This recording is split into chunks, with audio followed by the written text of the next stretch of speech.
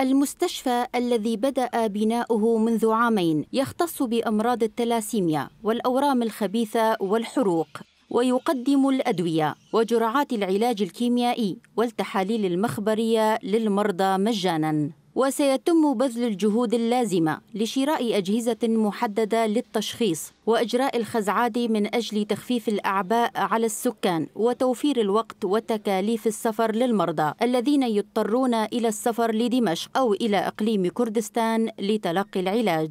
وبحسب مديرة المشفى هدية عبد الله قالت بأن 150 من مرضى التلاسيميا و200 من مرضى السرطان يتلقون العلاج داخل المشفى، مما يزيد من ضغوط العمل أكثر على كاهلهم، مطالبة من المنظمات الدولية بمساعدة الهلال الأحمر الكردي.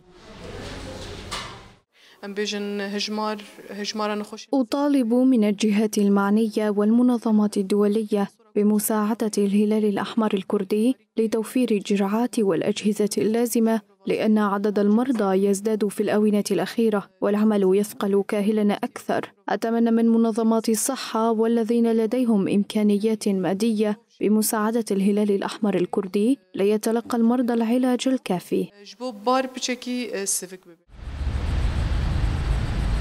وبدورهن أكدت نساء من مرضى السرطان إن هذه الخطوة إيجابية خاصة للأشخاص المصابين بالأمراض السرطانية، وتوفر تكاليف السفر إلى خارج المدينة، معربين عن أملهن في التشافي. والحمد لله عندهم علاج متوفر وخدمة ممتازة ونظافة على أحسن ما يكون، مو ناقص شيء الحمد لله. والحمد لله وفروا علينا كثير مصاريف بنروحها على الشام ورجعة هون، والله يعطيهم العافية، وكثير ما خلوا قصرة. يعني الشباب كلهم واقفين ورعاية ممتازة وأدوية وخدمة. صراحة الدكاترة والشباب ما يقصروا، يعني أحسن من برا نروح على الشام وكذا تكلفة وتعب ومعنويا وجسديا، بس والله هون بالمشفى كل شيء مجاني وما يقصروا الشباب والدكاترة، كثير معاملتهم كويسة هون.